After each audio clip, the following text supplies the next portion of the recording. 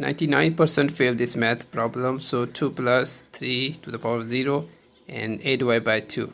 So 2 plus 3 to the power of 0 equals 0, right?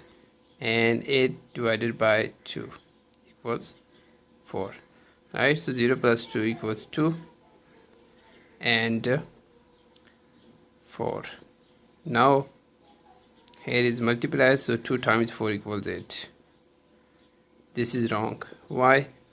Because any number raised to the power of 0 is equal to 1, right? Not 0. And after parentheses, multiplication must be done before addition. So follow the order of operations. We use PEMDAS rule. So 2 plus 3 to the power of 0. So inside the parentheses first, so 8 divided by 2 equals 4. Now here is hidden multiply, right? But exponents first, right? So 2 plus 3 to the power of 0 equals 1 and times 4. Now multiplication must be done before addition. So 2 plus 1 times 4 equals 4 and 2 plus 4 equals 6.